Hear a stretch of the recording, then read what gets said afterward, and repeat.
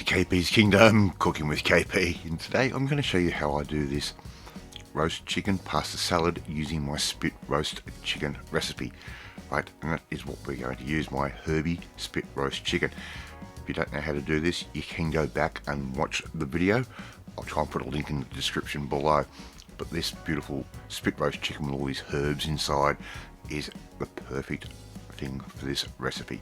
I've got some fresh dill here. I'm just going to give that a quick chop through with a knife, and just like I am doing right there. Put that into a nice little bowl. We can make our little salad dressing up. Good sprinkle of salt that goes straight in, and a nice good few turns of black pepper, freshly ground of course. I'm going to use a pre-bought Caesar dressing here, a Newman Caesar dressing.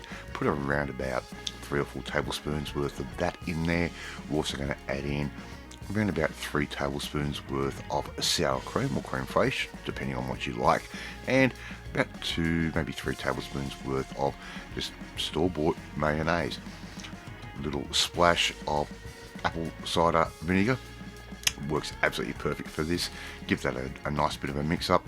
Make sure you slop it all over the bench. If you don't, you're not doing it right. There is our dressing done. All we simply have to do now is cut our chicken up.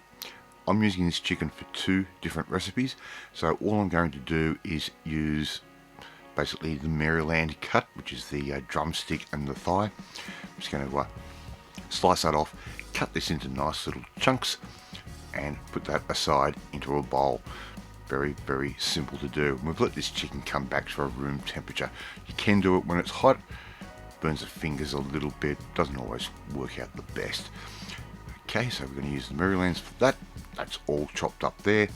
I've got around about a cup of dried farfalle pasta, a little bow tie pasta. I've cooked that off.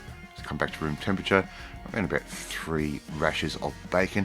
I've cooked those on the barbecue as well. Gives it a really, really interesting flavour. I'm going to put in around about 4 boiled eggs, and as you can see by the yolk, we've got those absolutely perfect.